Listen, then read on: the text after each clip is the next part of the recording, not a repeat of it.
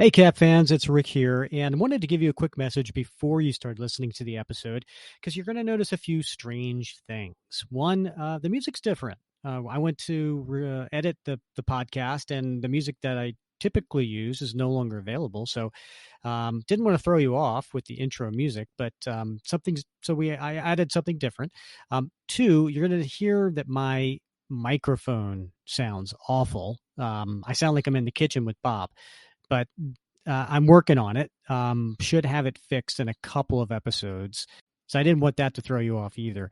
And then lastly, we also have a new format. So we're making some changes. We'll talk about that in the episode. So I wanted to just point that out. So in case you absolutely hate change, you're not going to like this episode. But if you love Captain America, keep listening. So, oh yeah, by the way, stick around for the very end because we will talk about our next episode, which has some really exciting guests. Did I say guests plural? Yes, I did.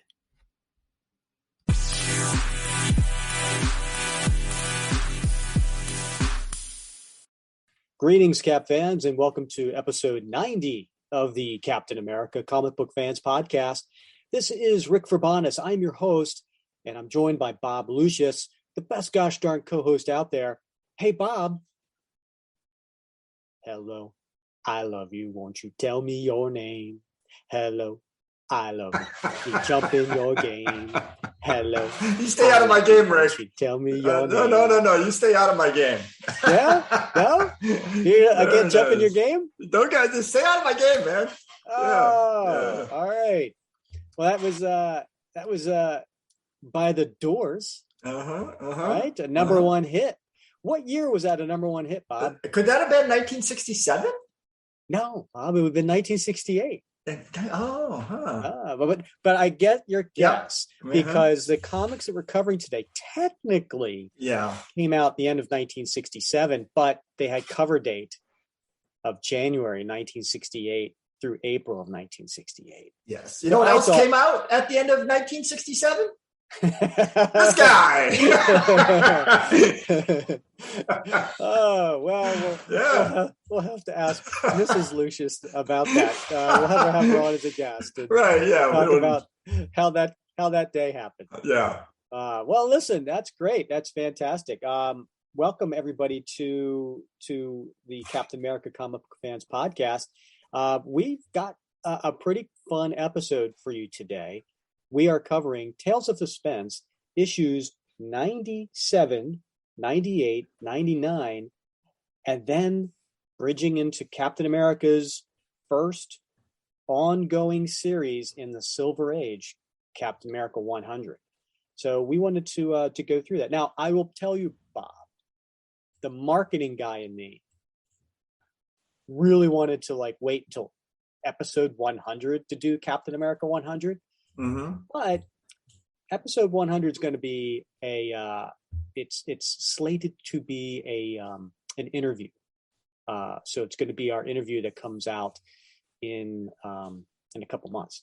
So we figured, okay, we'll go ahead and do this now. It's been a while since we got into the way back machine and visited the late 60s. So here we are. And there's a lot to talk about, a lot to explore in these issues. And I always love when we go in the way back machine because a lot of us have read these stories so many times, but sometimes we don't just sit and think about them, or talk about them with somebody else. And there's funny things that I think, you might notice or I might notice, or that's just awesome to explore together. And I bet our listeners feel the same way that, we'll bring up some stuff that maybe they hadn't seen, or maybe they'll remember some stuff about these stories or notice some things that they can let us know after. And we could talk about in the Facebook group, or they could leave a message.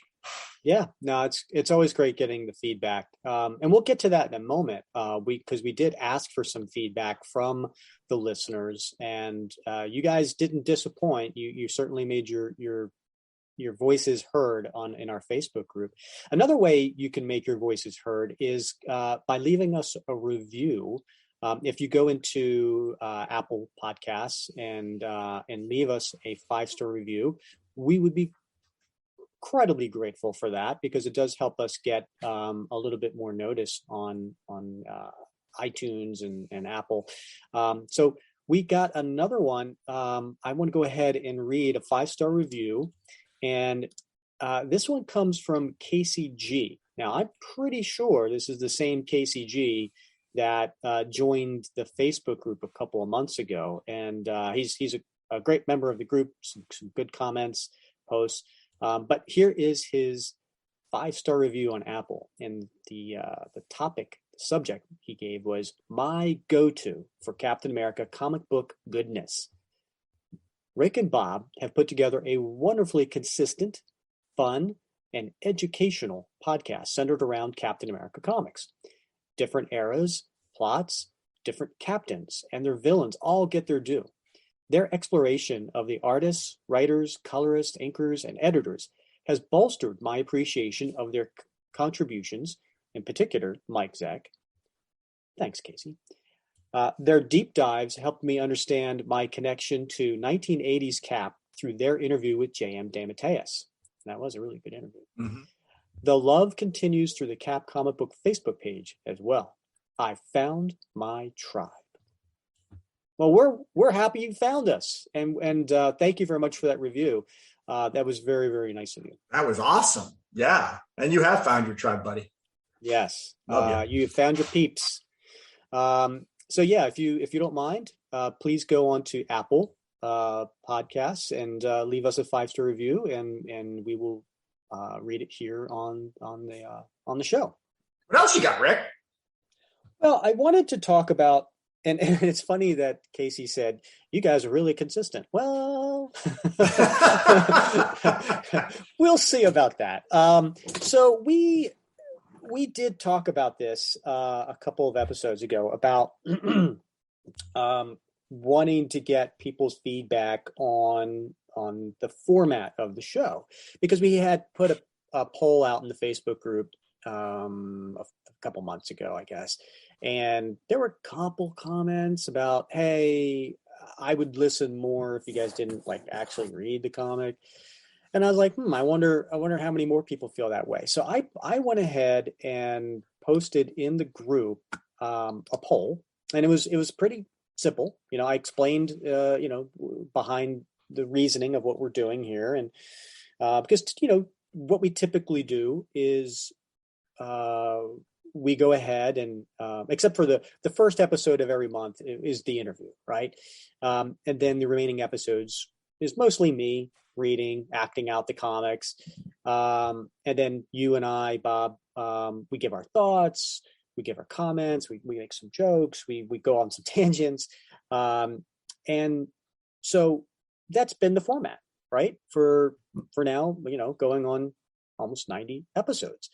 But we're wondering, should we continue to read and act out the comics, or maybe do we just simply talk about the story? Mm-hmm. It was interesting. I thought it was going to go the opposite.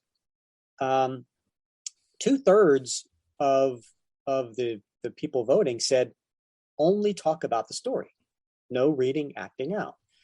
And then the other third said, don't change the format, keep it as is. I really thought it was going to be the opposite. I thought it was going to be 2/3, the way we've had it. But it turns out not the case. Now, there's some interesting comments.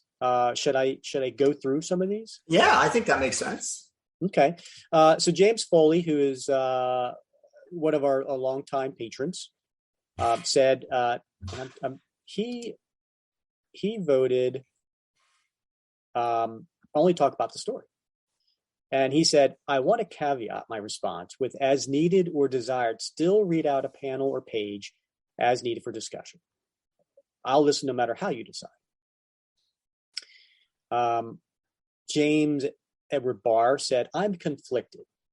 Sometimes the panel by panel reading can sound awkward, and a more general discussion might be better.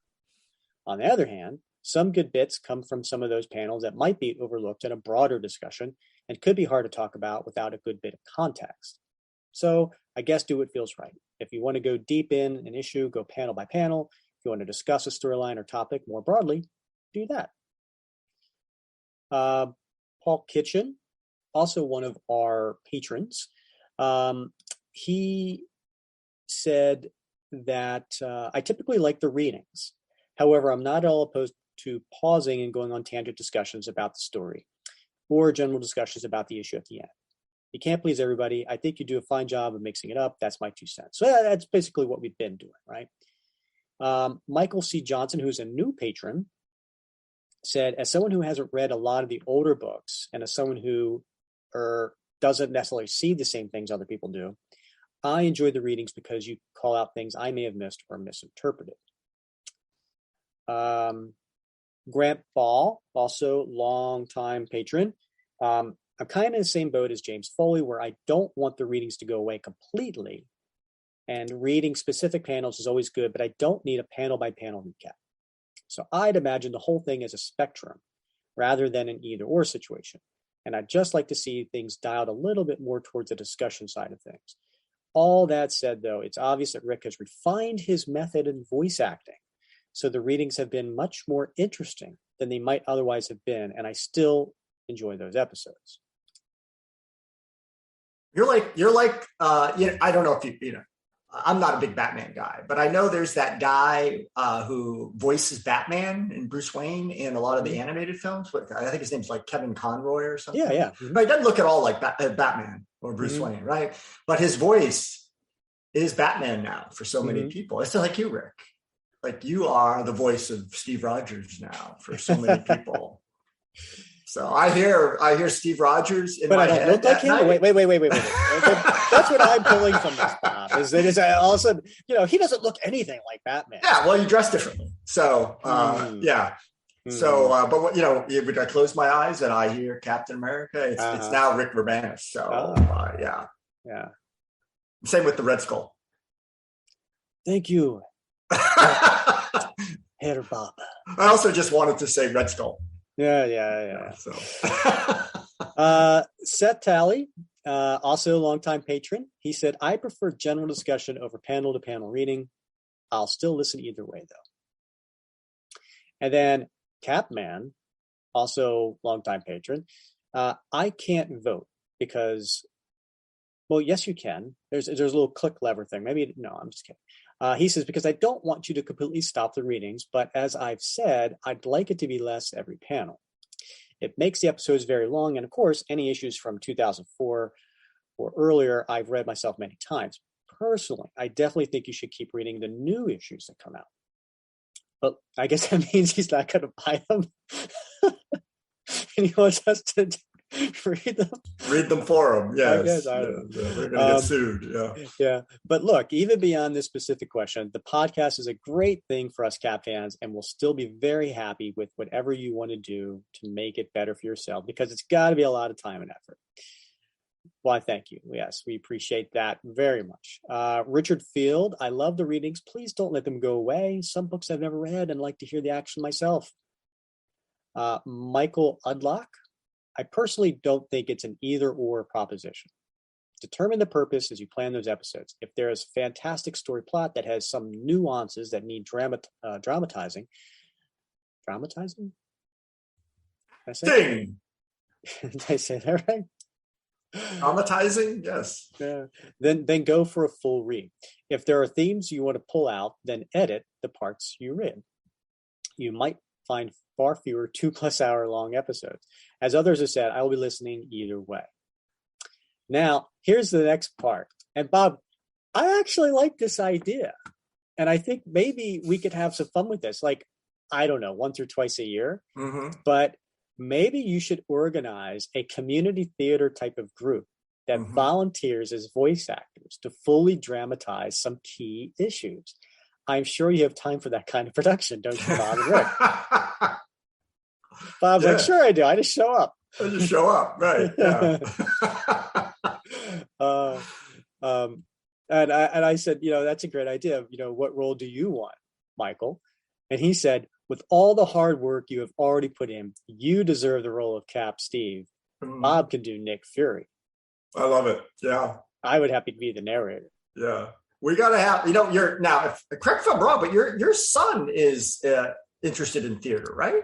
He's a theater major. He's so 1 year away from graduating. So it sounds like he should be organizing this for us, so that we have some professional oversight. You know what? That's That's a really good idea. It might look good on Yeah. his resume too. Right. Yeah. Right. Yeah. I'll talk to him about that Yeah. tomorrow. All right. Nice. One other comment we got from Tom. Is it Kime? I don't know how to pronounce it. Kime. He's also a patron, new patron, so we appreciate that. A lot of patrons have kind of, they're like, hey, we've got thoughts on this. We're invested. So I appreciate all of them, every bit of them. Tom said, personally, I think that it should be a combination of the discussion reading. I enjoy the podcast so much, I will listen either way. Thanks for asking for our opinion, but in this case, I will defer to your decision. So, Bob, what are your thoughts? You said before, hey, the listeners, it's the listeners, we need to pay attention to what the listeners think. So here we are. Yeah. Yeah, I do think, and I think, if you listen to some of those comments, if you read some of those comments, I think the issue often is the length of the podcast, right? And because a few folks have mentioned that some of them are like 2 hours, 2.5 hours. That's hard for people who are commuting, even if you listen on the way to work and the way back. So that might be sort of the driving concern for a lot of folks. Not necessarily the reading panel by panel, but when the reading by panel leads to very long issues. So I got to disagree. Really? I totally disagree 100%, because first of all, I think only one person brought it up. Two people brought it up. Two people brought it up. You brought it up because I think it's more of something that you're concerned about there than others. I don't think, I think all these comments have been focused on about reading it, not about the length. Because listen, the commute argument is not a good argument, right? Because you don't go to work one day. Right. I mean, you can pick up where you left off the next day. So I'm less concerned about the length because, I'm says the guy who spends all the time editing it. Right. Yeah. Whatever. Yeah. No, I think this has all been about whether or not we should read it or not. All right. Well, okay. I mean, do you think do you think we should continue to read it, or do you think like the listeners kind of like let's pull that back some? I've said this before, Rick, that I think if we are doing single issues or at most 2 issues, then I think it makes sense to take the time and read through them. But if we're doing multiple issues, 3 issues, 4 issues, and trying to read all of them in a single episode, then I think for me, very long episodes, it's very hard to maintain the interest of a listener. Even if you could pause it and listen to it over several days, I'm not interested in podcasts that are longer than 45 minutes to an hour. I won't even download them. That's just me though. I don't listen to a lot of podcasts for that matter, but I do pay attention to the length of them because my attention span, quite honestly, will not sustain me through a 2-hour podcast. And so it's not necessarily the reading panel by panel. It's not even, the format of the podcast that much. The thing that I look at is length and if it can sustain my interest for, that duration. Well, that's a good point. And I'm sure there's a few people out there who feel the same way as you. We just haven't really heard too much back because I know you posted that message a day ago. No one actually responded to that. But by all means, listeners, if there's a perfect length of a podcast that you feel that it would be best for us to try to stick within, let us know. Ideally we try to be around an hour, but sometimes it goes a little longer. Now we are, and I think we need to be fair to our series of the captain. We've got 3 more parts to that. So we're 5 parts in with 3 parts to go. So I think we probably have to stay and finish those out the way we did. But I think moving forward, let's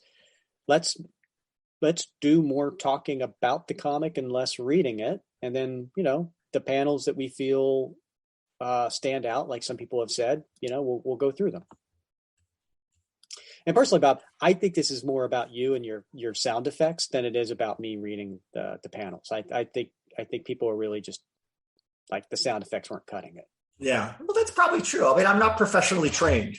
I've been meaning to take an online course in sound effect voicing, but like everything, it just it's on the list of things to do. Right. Yeah. So. All right. Well, let's. Boom.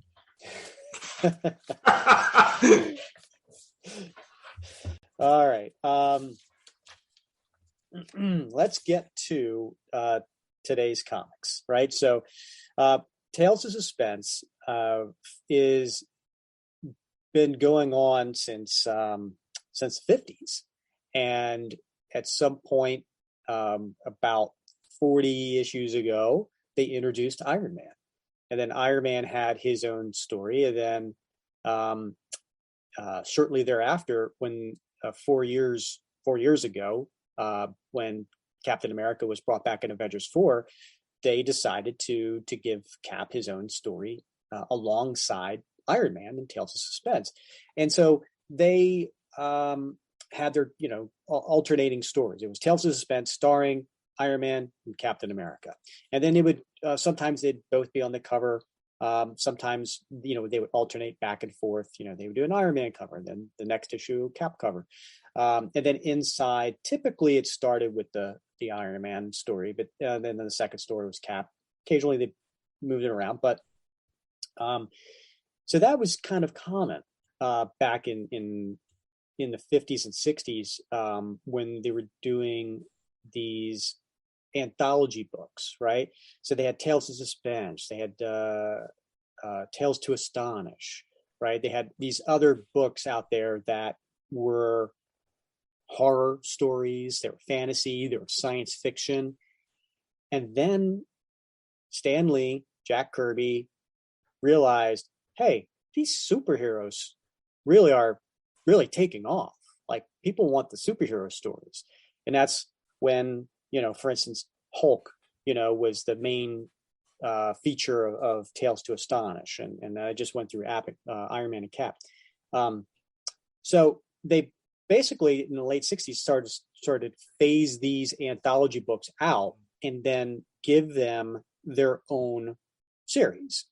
So Cap inherited Tales of Suspense numbering, which is why Cap's first Silver Age issue is issue 100. And I don't know about you, Bob, but that always kind of confused me. Sure. Yeah. Confused a lot of people. Yeah. When they look at that. Yeah. And then Iron Man end up getting his own series, starting with issue number 1. Same thing, like I mentioned, Tales to Astonish, Hulk, that became, the Hulk series, and so on. So that's kind of, if you're listening to this and you're like, I don't understand Tales of Suspense 97, 98, 99, then it's Cap 100. That's the reason. Yeah. Yeah. A lot of great series spun out of Tales to Astonish, Strange Tales, and Tales of Suspense. Yeah. That was a wonderful time. Yeah. 100%. Yeah. Cause you talked about a little bit, Nick Fury, Agent of S.H.I.E.L.D. there. Yeah, that's right. Yeah. And then Doctor Strange came out. Yeah. Yeah. Submariner had his own series. Yep. So good times. So Tales of Suspense number 97 came out in October of 1967, but it had a cover date of January 1968. And on the cover, it features Iron Man being attacked by Whiplash. And this was actually the first appearance of Whiplash, which ends up being a reoccurring villain for Iron Man. But we want to talk about the second part of the story, and it's called "And So It Begins." And so this is written by Stan Lee, penciled by Jack Kirby, inked by Joe Sinnott, letterer Artie Simek.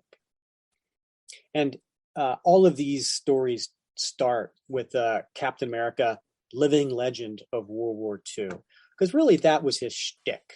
Right. Yeah. Right. I mean, that's what everybody knew him as. He was the leftover, from World War II. So a man out of time. But quite frankly, it was only, 20 years Right. which seems odd to us now for a character who's been around 80 years. He's someone from World War II to us seems like an ancient time, right? But back then, it really wasn't. 20 years was just like one generation, if that. Right. Yeah. I mean, if you think about it, I'm 54. As you and know, Bob, Rick. you don't look a day over 53. It's funny you should mention that. Thank you. I took a group on a field trip yesterday. I had 2 student tour guides. One of them is always with me. One of them was a second person. The second person said that I looked 42 when I said that the wind blowing through the bamboo, the creaking sounded like I did when I get up in the morning. And he said, why? You're just 42. And I said, you're now my permanent tour guide. The other one, I said, you're fired. Get out of here. So, but in any case, I'm 54, right? So if you think about it, somebody who served in World War II at 21, 20 years later, they're 41, right?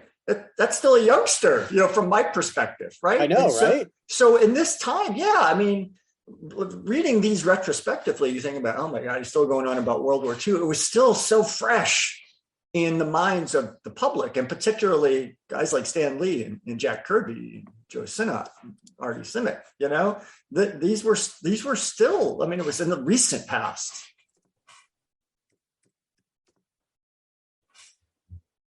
Yeah, it's funny you should say that. I was in the car yesterday with my daughter, who's almost 16, and Rolling Stones song "Under Cover of the Night" came on, and I kind of just smiled, and I was like, when that song came out, I think I was 13-ish, so a little younger than what my daughter's age, and I remember thinking to myself, the Rolling Stones, they're like old, right? Like they're a band from the 60s, yet right. They're still rocking. Good for them. Yeah. Now I look at it, and like Mick Jagger was like 41 at the time.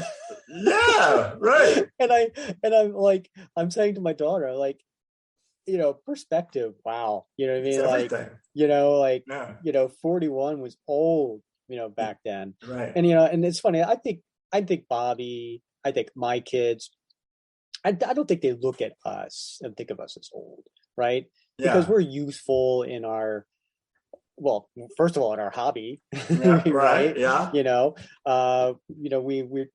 tend to have a lot of fun in our personalities, things like that. But yeah, it's funny. It's just so funny, how you're at a certain age and you look at someone like, oh my God, they're so old. Yeah. I think of it like this, Rick. 1968 to World War II is like right now to the mid 90s. Shut up. Right. So that is the perspective that this story was written from. I mean, yeah. So someone just all of a sudden got unfrozen, and they're like, oh, I just woke up from the 90s. Yeah. You'd be like, yeah. Yeah. It's not that different, right? Yeah. Cell phones are more colorful now, but yeah, carry on. Right. Oh my God. You know what that just sounds like? I just saw a trailer for a Beavis and Butthead movie. There you go. Right. Yeah. You see that? Yeah. Right? Like they're from the 90s, right? Yeah. Don't they go into some time warp and they show up in our time period or something like that? Yeah. Yeah. So wow. There you go. It's Beavis and Butthead. It's the new Steve Rogers. So that's an important perspective, I think, to keep in mind when reading these, that. Yeah. So. All right. So it begins. And it says, reintroducing the Black Panther. Cap has just received an urgent call for help, but upon reaching the site, he suddenly finds it's a trap. The rooftop's been mined. So he's this big splash page, basically. Jack Kirby and Joe Sinnott's work. And very Kirby-esque with the explosions going on behind him and boulders flying and debris flying, and you see Cap in all his glory. So next page, he's now. When I read this, I was like, "What's going on?" Right? And I went back to the issue before. No, that story, this isn't picking up from that story. This is just Stan Lee and Jack Kirby deciding to throw the readers into action, like kicking off with like a big explosion. Way to pull everybody in. So the next page, Cap's going through the debris, and he's falling over the edge of a building, but he manages to catch himself on the ledge with just his right boot. And just with the power of his right ankle is stopping himself from falling. And it's a really cool panel when you look at it, the second panel on the page, because it's from the perspective of looking down on Cap as he's holding the side of the building, being held up by the boot, looking down at the sidewalk, which appears to be 3 or 4 stories down. And he's still holding onto his shield, Rick. Yeah. I mean, that takes some presence of mind, right? Especially since the shield wasn't in his hand, the panel above. Good point, right.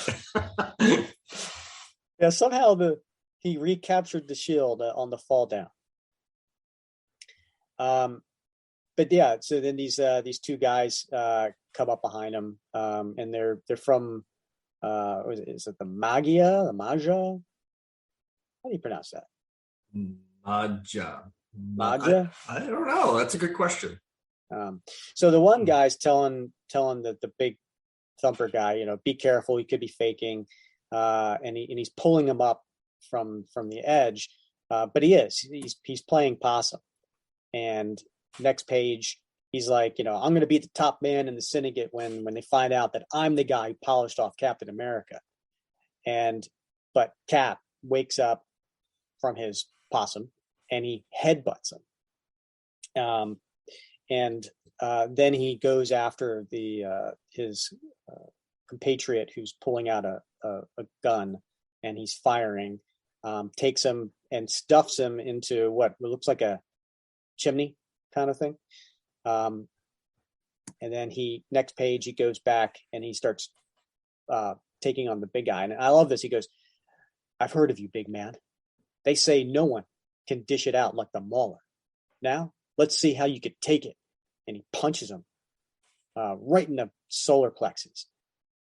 And the little caption says, "Note, you'll never know how we were tempted to have Cap say, quote, 'Nuff said.' But as far as we know, he didn't say a thing." And Mauler just falls over. And then Cap thinks to himself, "It seems that I'll never be truly safe, never able to let down my guard for an instant.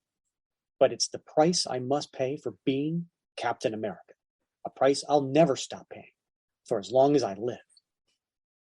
And then we cut to Wakanda. We cut to the jungle, and we see Black Panther kind of going high above the treetops, and he's going to where he sees a bunch of his soldiers who are all wiped out. They're all unconscious, don't know if they're alive or not, but they are laying down in the jungle.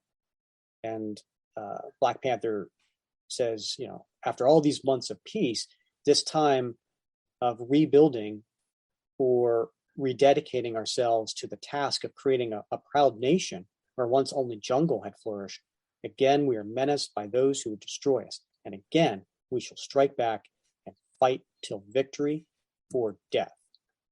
And so the next page, we see Black Panther kind of sensing that there's still men nearby, and he goes deeper into the jungle, and then he comes across them and he jumps on top of them. "Assassins, it was you who destroyed my outpost." And they and these, can you maybe describe for the listeners these men that Black Panther attacks? Yeah, I mean, are they not classic Kirby bad guys, Rick? Totally. Yeah, I mean, they've got what looks to be sort of like white bodysuits on, but with this purplish armor that is very Kirby-esque in its design, and purple helmets with a face piece that covers the upper half of their face. again, all in purple with just quintessential Kirby designed energy rifles, and purple boots, high top boots, and they are they're quite stylish, I think, in their assassin garb. Yeah, and he's going through them, making short work of them, but they go ahead and they shoot him, and they hit him with a ray. So the next page, we see Cap, who is got his mask off. So he's showing that he's Steve Rogers, and he's sitting in a police station going through mugshots in a book. Now, remember those? I don't, Rick. I haven't spent a lot of time in police stations, but you never watched a different life experiences. Oh, right, yeah, absolutely, mugshot books, yeah. I didn't ask you, when you were fingerprinted and when you had a mugshot. Although I will tell you a fun story. So back in late 70s, early 80s, maybe mid 80s, my mom worked at a police station, and she was, kind of like a secretary. So she worked at a police station, and I want to say sometime around 1980, give or take a year, I was going there after school for whatever reason, and they had some fun with me, and they were like, do you want to get a mugshot? Do you want to, and I did. I got a mugshot, and I had, and picture a 10-year-old chubby Rick, right? Who's like, all right, I'm going to put on my tough guy face. and I'm like, yeah, I got like the picture this way, turn sideways, picture that way, and I got the thumbprints. And there's like this little square piece of paper where they attach the black and white photos to, the staple to, and then you have like your fingerprints and thumbprints underneath. I had that for the longest time. I don't know if I still own it. Oh gosh, I would love to find that. Yeah. But yeah, it was kind of cool. So I did have experience. There you got to find that and share. See, I knew it. I just had a sense about it. Yeah, you've been down this road. Scared straight. I did. Good thing they got me at 10. By the way, so let's talk about, let's take a little break here and tell the listeners, with this new format that we're trying out, we're also trying out some, some little fun things that we want to do for each episode. At the end of the episode, we want to have some, like you and I pick out a couple of things.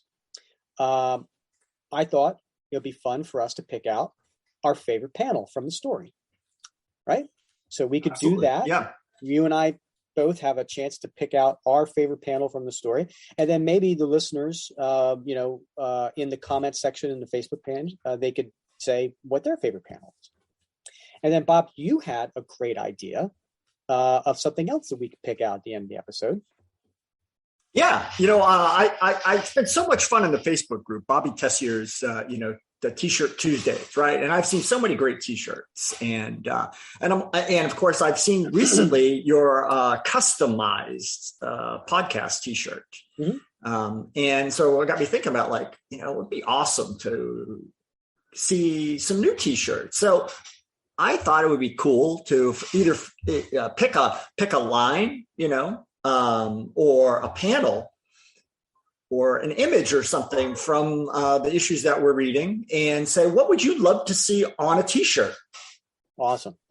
And then I think a third thing, which would be kind of fun, is pick something that we want to put in the time capsule, right?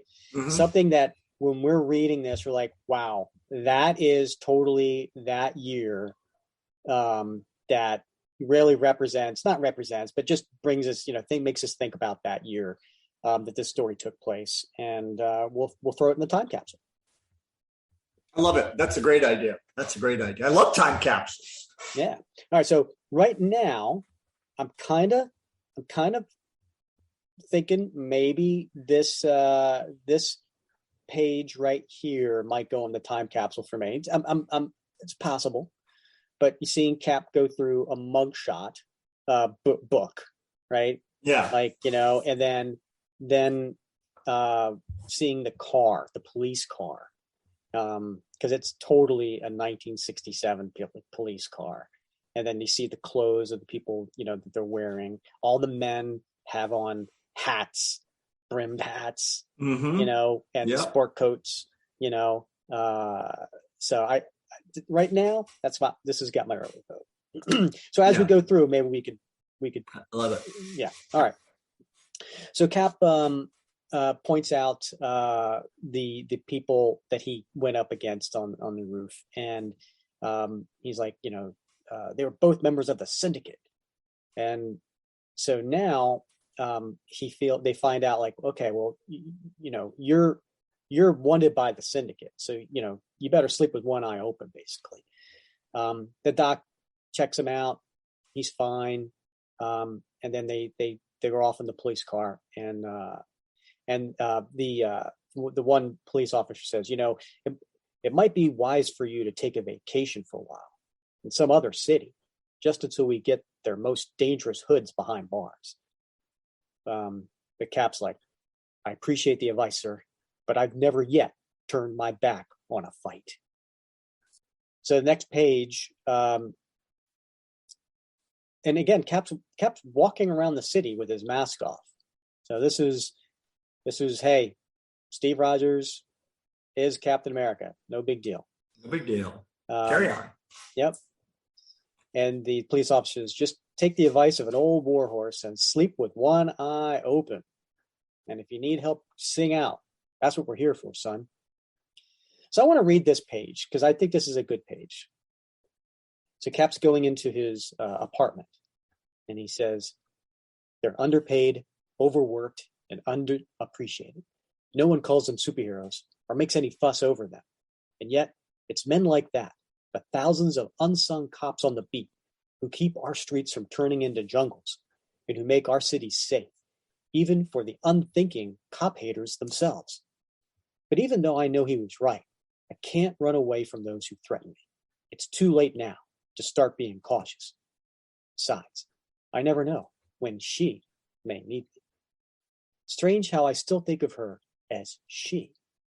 All I know of her is that she resembles the girl I once loved and lost so many years ago.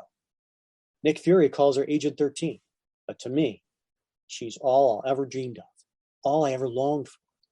Yet I don't even know her name or where to find her.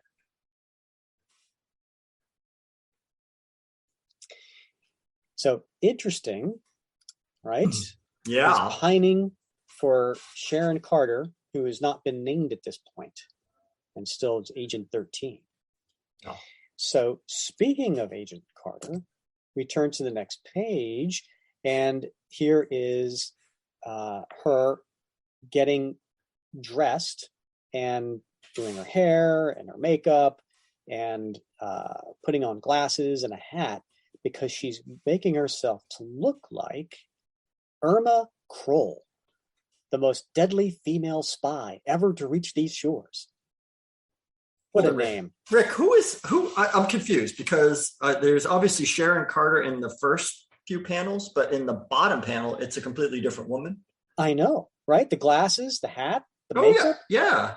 No, that's Sharon. What? I know. Oh my gosh. Yeah. Oh, I guess you're right. Yeah. And as for the real Irma, I'm sure you won't have time to get too lonely, my dear. Colonel Fury and his agents of S.H.I.E.L.D. will soon be here to escort you to the FBI. But don't worry, Miss Kroll. I'll carry out your little mission in my own special way. And oh, look at Irma Kroll. She's wearing the same dress, same hair and glasses, and she's tied to a chair in a closet. And man, look at that death stare that she's giving her right now. Oh, yeah. Yep. Hey, Rick, here's a time capsule moment. Yeah. Right? Yeah. In that first panel, as Sharon says, I've called Captain America twice at the number he had given me, but there was no answer. And now I've run out of time. And I'm like, why can't you just leave a message or text him? Yeah. Right? Right. Why didn't she just, hit Yeah. him up on Instagram? Or Right. Send him a Facebook message or something. Right. Yeah. Yeah. Oh, those were sad days, huh? Back when you literally sat by the phone? Yeah. When you sat by the phone waiting for someone to call. Yeah. Yeah. Yeah. Mm-hmm. How did we survive? I don't know. And so the valiant Agent 13 slowly disappears into the gathering darkness of one of the most perilous assignments of all. And then I feel like I need to read this. Oh, yeah, you do. If only I could tell him, if only he could know, whatever may happen, whatever my fate, my last thoughts were of Captain America, the only man I've ever loved, and have no idea what his name is. Right, yeah. So then Cap hears a thump on the roof. So he puts his mask on, grabs his shield, and he decides to go out the window and climb up the building a la Spider-Man. Instead of waiting to be attacked, it's Captain America who will be the attacker. There's no one here. Nothing but that strange-looking sky craft. The sound I heard must have been at landing, but it's unmanned. It's a drone. And then there's a message that comes from it. This is Captain America, come forth. A radio voice. Is it a trap?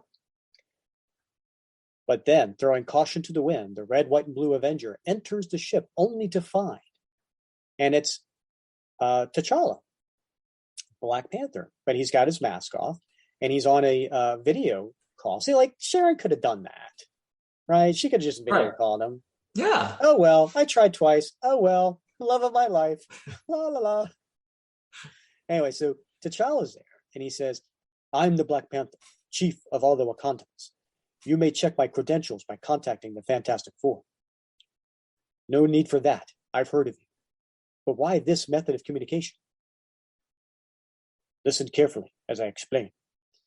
And then he thinks to himself, he's said to be one of the world's most benevolent monarchs, as well as the most wealthy and mysterious. When such a man speaks, other men listen. Now, I'll get to something in a minute. Mm-hmm. So we cut to him, and he's getting bandaged. He's got bandages from his fight, and he talks about my kingdom, peacefully nestled within the vast remote region, has suddenly come under attack. I myself was nearly slain in a recent encounter with the enemy. Only my speed and superior strength saved me. Then you need help in repelling a hostile invasion? No, it is no ordinary invasion you face.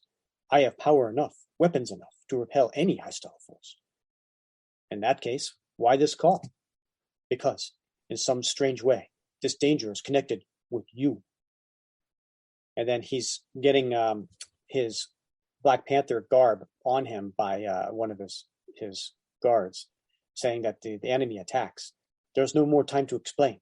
You must come at once. Whatever dread secret is locked behind this deadly invasion, only you hold the key. You have my word as a chieftain. Say no more. Just tell me how to reach you. My ship glides on pre-programmed magnetic waves. Its operation is completely automatic. All you need to do is activate the starting device. Flying at Mach speed, it will bring you here in 53 minutes. What? Very precise. Cross Atlantic? 53 minutes. 53. Very I want precise. some of that Wakanda technology. Yeah. So Cap thinks to himself, it can't be a trap. Not with the Black Panther behind it. How can I be connected with this invasion of a jungle kingdom? Well, this is where I learned the answer.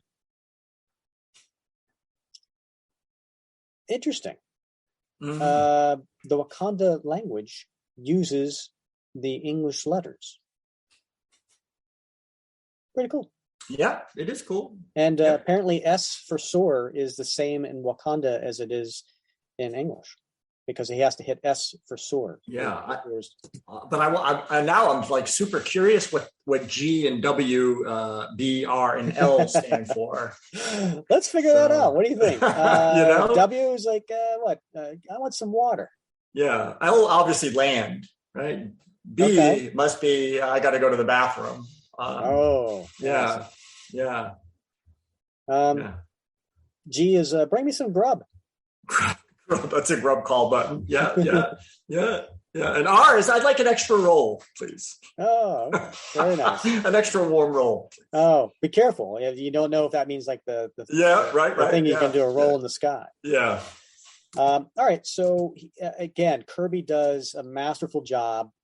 This last panel, as we get into the next issue, look at all that, the city underneath. That's New York, but then you see the actual ship that he's flying away in, and Cap better be careful. He's sticking his head out the window, and if it's going to get there at subsonic speed at 53 minutes, he better duck inside. Yeah, you don't want to get hit by a bird strike or something.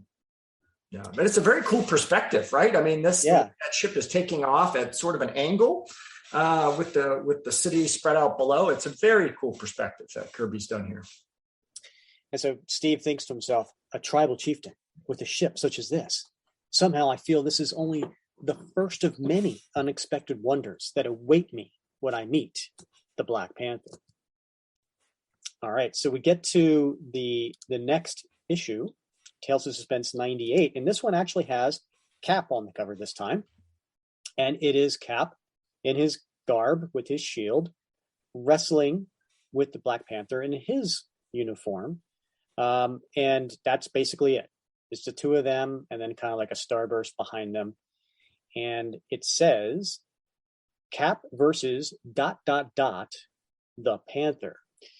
Now, I read somewhere, Bob, something interesting here, that it was supposed to say Cap versus Black Panther, but they didn't want to confuse the readers with Black Panther, the militant group.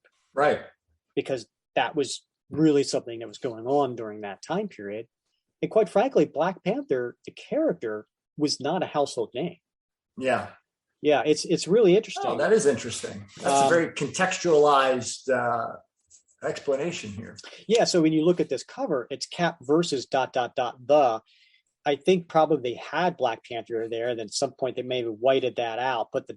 and put the instead. Yeah. But interesting. Yeah, when you think of the character Black Panther, he debuted about a year and a half before in the pages of Fantastic Four. So he was in Fantastic Four 52 through 56. And that came out July of 66. Then he was in 67. He was in Fantastic Four 60 and then annual number 5. Mm-hmm. So he only had been in the pages of Fantastic Four up until this Tales of Suspense. And so, he's not a household name by any means. But you know who was at that time? Right. Irv Forbush? The Pink Panther. That's true. Already there had been 4 films out, with Clouseau and the Pink Panther. And so I would have picked it up just assuming he was fighting the Pink Panther. That would have been fun. That would have been a good story. That would have been in the What the You're right. series, right? Yeah. Hey, so Bob, what did the Pink Panther say after he stepped on the bug? I don't know. What did the Pink Panther say after he stepped on the bug? Dead ant, dead ant, dead ant, dead ant, dead ant, dead ant, dead ant. We're definitely dating ourselves here a little bit. That was a joke when I was a little kid. Oh my gosh. Those are great movies. Yeah. All right. So we get into the inside first page of this story, the claws of the Panther. And I love, this is so late 60s as far as the lettering is concerned, right? I mean, there's a starburst that the title is in, and then the claws is written differently so that it has some points to the various tips of each of the letters, and then Panther is written to have like fur, right? Mm-hmm. And it's kind of cool. I love this whole, it's three different fonts essentially we're talking here in one title. Yeah. This honestly, this might be t-shirt worthy. Ooh, I like that. Yeah. Right? Yeah. I mean, because then underneath that, you have this amazing panel, splash panel by Jack Kirby and Joe Sinnott of Cap in this futuristic looking flying device, flying so high that you can see like the Earth curvature underneath him, right? So he's obviously really, really high. And then there's this laser coming down that's shooting across the landscape, explosion that only Kirby can do. And then you've got this really cool lettering box. And I'll read kind of what this says here, right? So we have locked within an automatic Magna ship, Cap hurtles into the heart of darkest Africa in answer to an urgent summons from the Black Panther when suddenly a blistering ray from somewhere in space. It just missed the ship by inches. Warning, prepare yourself for the unexpected shock of a lifetime, which awaits you at the conclusion of this cataclysmic chronicle. Say that 5 times fast. The latest and possibly the greatest creation by the award-winning Stan the Man Lee and Jack King Kirby, embellished by Joe Sinnott, lettered by Arnie Semick. What award was that? Say that again? He said the award-winning Stan the Man Lee and Jack Kirby. I was just curious what award that actually was. You think that's just hyperbole or? I don't know. I wonder if they were actually talking about an award there. I'm sure they won something. Knowing Stan Lee, could have gave it to himself. One more than I won. So. And then Cap notices that the blast actually melted the mountain behind him. And he said if it had struck here, the ship would have been totally disintegrated. So he starts to question. And since the plane is operated by remote control from the Black Panther's headquarters, I'm virtually a helpless prisoner within this cabin. From all I've heard, all I've read about the Black Panther, I took a calculated gamble, deciding to trust him. If it's just a deadly trap. Wait, I'm starting to plummet earthward, about to crash. But then at the last second, the ground is opening below. A hidden submerged landing field in the middle of the densest jungle. What can it all mean? I've landed. But there, from the shadows, silent figures rushing towards me, led by the Black Panther. I can't be sure of their intention, but I'm through setting myself up as a fall guy. And we see him jump out of the aircraft as only Kirby can do, right? He's if I could just picture, just kind of paint this story for our listeners, picture Cap laying down on his back, okay? His head to the left, his feet to the right, and he's laying. And then picture him tilting his head upwards and his arms maybe at a 45-degree angle. And then he's literally flying from left to right with his feet hitting the attackers. And so it's a very Kirby-esque type of action. I took out the first wave, but now the Panther himself is attacking. Okay, if that's how he wants it. And then they start fighting. Cap goes to hit him with his shield, but Black Panther goes right underneath his legs. And then just then, as Cap takes him and falls back and does like a little judo move and tosses him over using his own momentum against him, Black Panther says, "Enough, Captain America. You have passed your test like a master. I had to be certain you were not an imposter." And then Cap asked him, "Well, what did you fire that ray at the ship?" He said, "No, that is the danger that faces us all. The time has come to explain. And then we cut to the next page, and there's a mysterious character. We just see yellow gloves ordering these scientists. I don't know what you call them. But they're the ones who are on this big device looking at the laser ray. And basically they failed because they missed the ship. And now Captain America's on his way. And they're about to, he orders them to be killed, but they talk him out of it. So then we cut to the next panel at the bottom of page 4.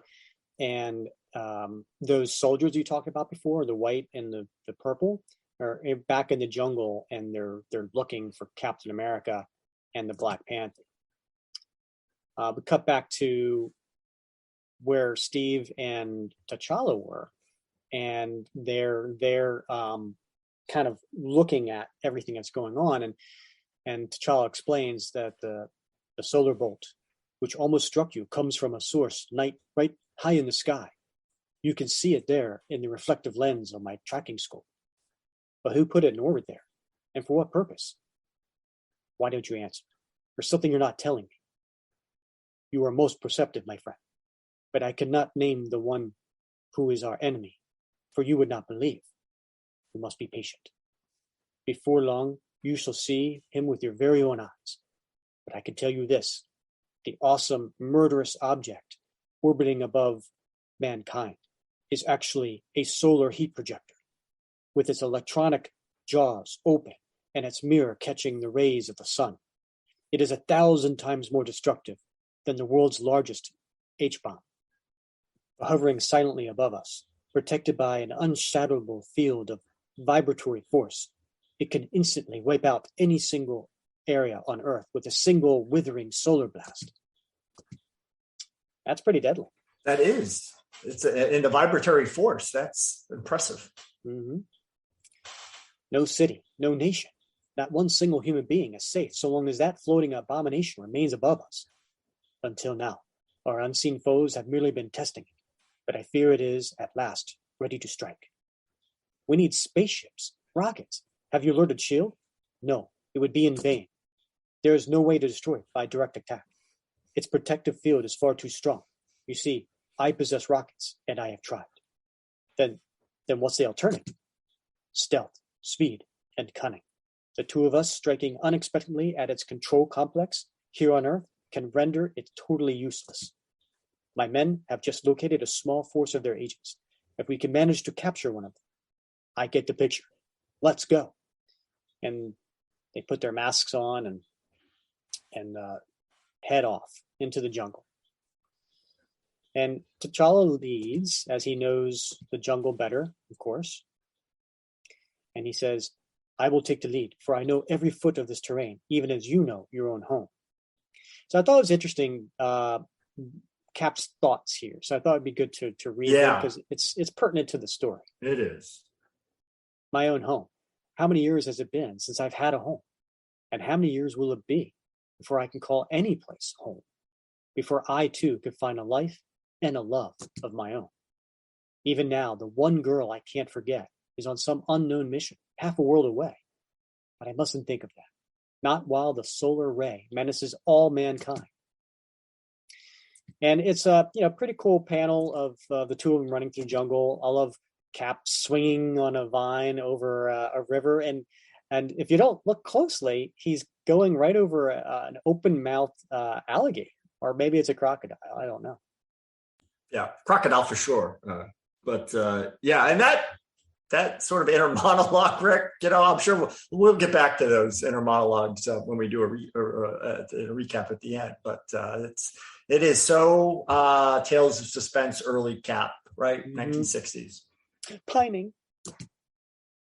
And so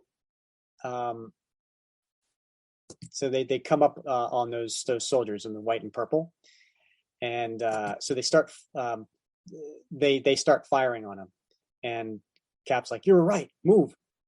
And nice battle scene here by Jack Kirby, and so they're going through, and I love this one panel where Cap's throwing his shield into a rifle, splitting it in half as the shield's coming towards the guy. It's a really cool panel. They're not natives. They're foreign mercenaries, led by whom? And so Cap and Black Panther are taking these guys out. But they need somebody that they can interrogate. And then from behind, still in the jungle, one of the soldiers says, "They're too powerful. If the battle continues, we'll be smashed. At this range, I cannot miss." And he pulls up this laser rifle with a scope.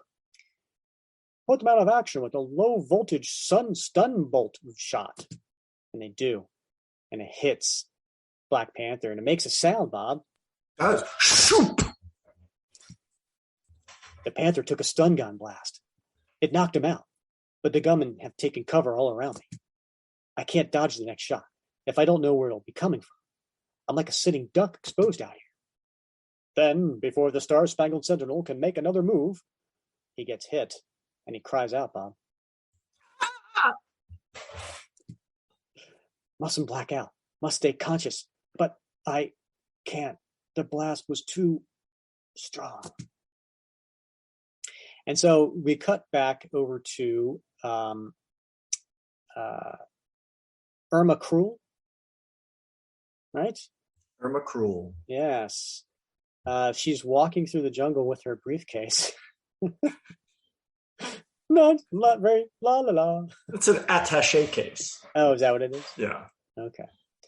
But she could tell from the beeps that she in the case that's getting others are approaching. So she sees, looking at her case, which also acts as a mirror, Bob. And she sees the white and purple garbed soldiers coming up behind her with guns. They're right behind me. They have the cold, hate-filled eyes of born assassins, which I don't know how she's seeing that because all their eyes are in shadow. And they've got helmets on. Right? Yeah. I dare not take a single chance. The mission is too important. I must act now. And she swings and she kicks one and she judo chop the other. And then she says, luckily there are only 3 of you. 2 can be failed by a double judo thrust. The double judo thrust. You can't beat the double judo thrust. No, you can't. Yeah. But you know what helps, Bob? Is when the Repello gas capsule fired from the courier case takes out the 3rd. Seconds later, on your feet. You are fortunate that I need you to guide me to your leader. Else my treatment of you might have been so merciful. Not for nothing is Irma Cruel called the most dangerous spy in all the world. Not for nothing. Not for nothing, buddy. Not for nothing. And then, so they basically are like, all right, we don't want another butt whooping, so let's go. And then I like this little caption here that Stan wrote. In case you're wondering who in the name of Forbush Irma Cruel is, she really's Cap's secret dream chick, Agent 13 in disguise, as our more loyal legions learned last ish. But now, back to Panthy and Winghead. Panthy? P-A-N-T-H-Y? Panthy? I didn't know that was his nickname. No, that's bad. No? You know what? Next time I run into T'Challa, I'll say that. Hey, Panthy. So, Black Panther wakes up Cap, and Cap's like, we're still alone. But why? Why didn't they try to finish us off? We put up too good a fight. They feared we might be playing possum. Now, I call BS on that. Yeah. I think this was one of those Marvel way of doing art where Jack draws the art and Stan fills in the word balloons. Uh-huh. I think Jack somehow just didn't account for that, right? Like, why are the soldiers gone? I think Stan's trying to come up with a reason here that they feared we might be playing possum. Yeah. So they shot us and ran away. Yeah. And that's the second time, right? That I think they've mentioned the playing possum bit. So You know what? That was a big thing back then. Mm-hmm. Yeah. Right? Oh, yeah. Along with quicksand and amnesia. It's the playing possum. Yeah. Did we have a lot of problems with possums in the country back then? Must have been a possum pandemic or something. I guess. I'm not sure.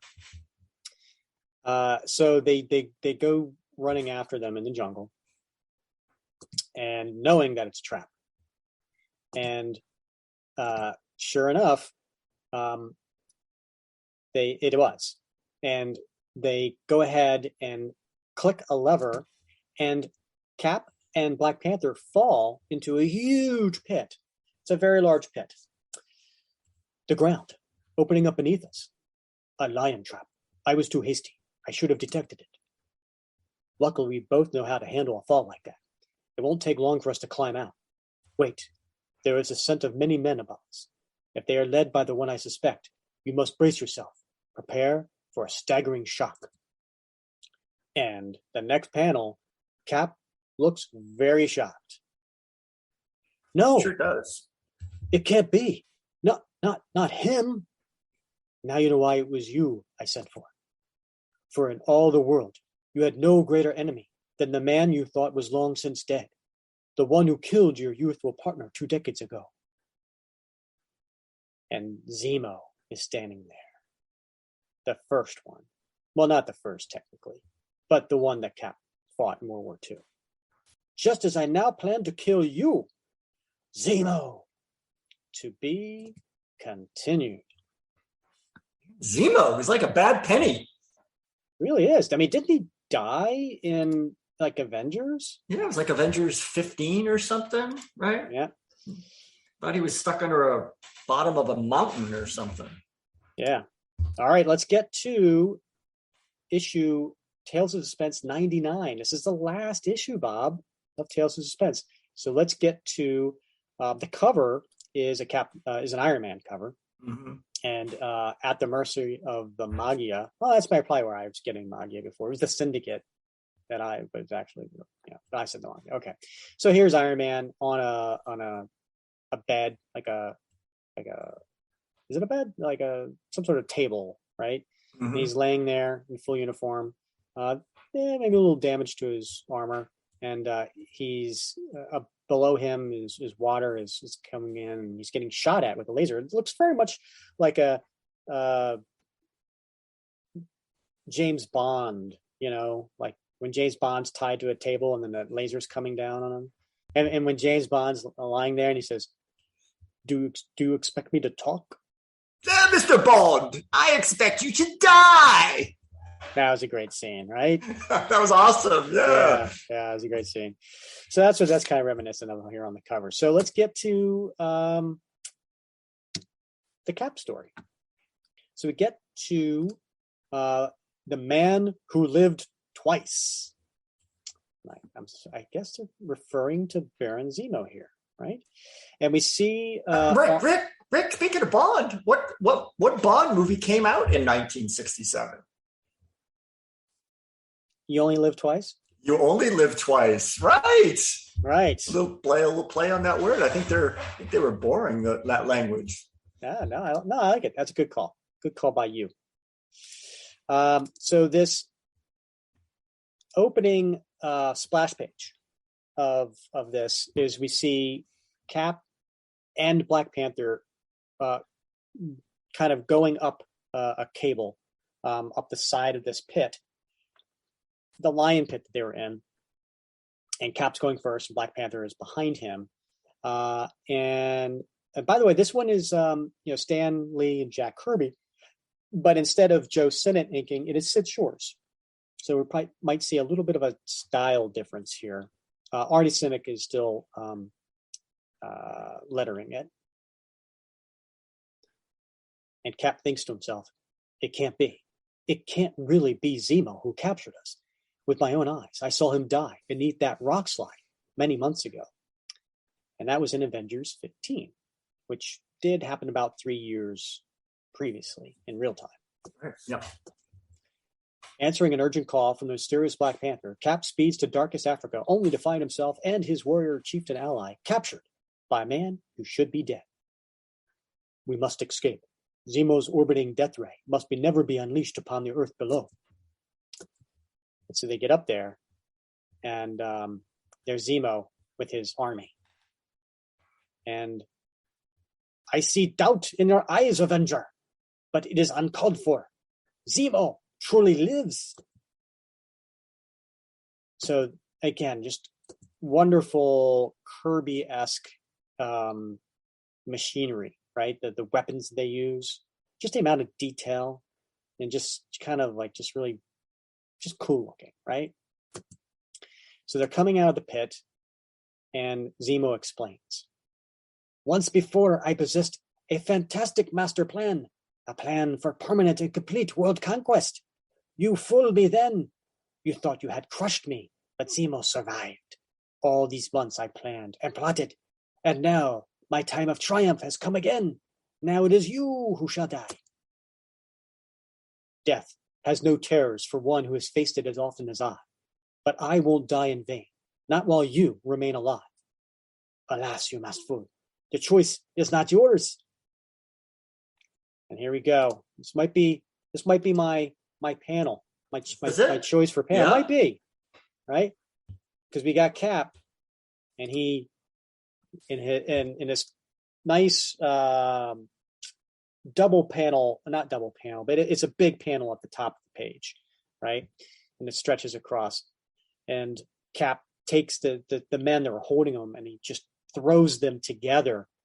And it's pretty cool action. And he says, not so. The choice belongs to any man who has the courage to fight on while a single breath remains. And then a guy comes up behind with a gun about to hit him in the head. It was you who killed my partner, Bucky. You who rivaled the Red Skull, the world's deadliest Nazi. No matter how many men you hurl against me, I'll get you, Zemo. So, you are still misguided enough to think that raw courage can ever defeat superior power. Go, my warriors, show him the fatal error of his ways. It's been tried before, you masked jackal. Perhaps it was. Perhaps it has. But now not even you can overcome the grim finality of a single bullet. And just then, as there's two guns in the back of his neck firing, he ducks. Don't bet on it, Zemo. I spent a lifetime getting out of traps like this. Look out, you bunglers. The Panther has also broken free. Stop him! Stop him! And so Panther's making short work, and he's knocking out some of the guards, punching them and kicking them. And then just as he's backed into that pit that he was before, he jumps backwards and does a backflip, and then the guards fall in themselves. And Zemo says, we shall take no further chances. Fire the hypno-light missile. And he fires the missile, and there's this cool energy crackle that goes around the Black Panther. A sudden blinding light, so dazzlingly bright I cannot see. It causes my mind to reel. Everything slowly spinning around. Quick! Fire missile 2 before Captain America can hurl his shield. It is done, Zemo. And not a second too soon. A perfect shot. It is over. Zemo has won. And the Cap goes down. So maybe this time they won't just, think they're playing possum. I don't know. We'll see.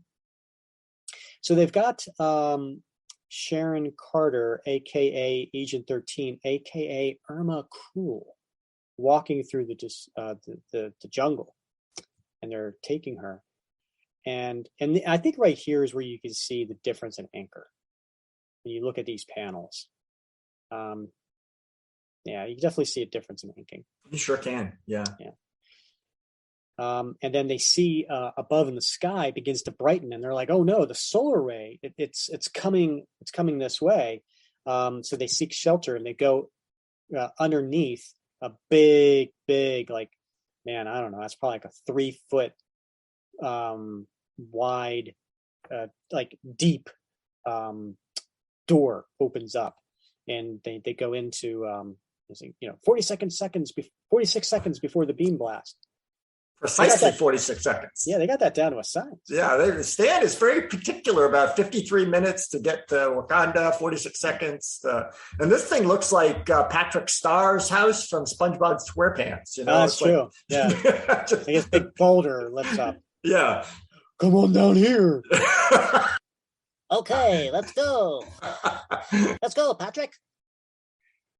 So they go and the big fire zaps down, and it looks like it ricochets. Interesting enough. But anyway, the ray is directly above us, cutting a swath across the untamed land like a silent blazing sword. So then we see Cap and Black Panther lying down, sitting in front of Zemo on his throne. And you know it's a throne because it's got a table next to it with a bowl of fruit.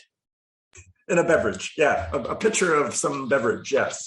Yes, and a chalice, right? Right. A pitcher, a chalice, a bowl of fruit. Yeah. Mm-hmm. Yeah. They begin to awake, Excellency. So, we are both your captives. Of course.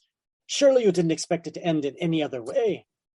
What? You still presume to attack me? Don't you realize how much my hypnolight has weakened you?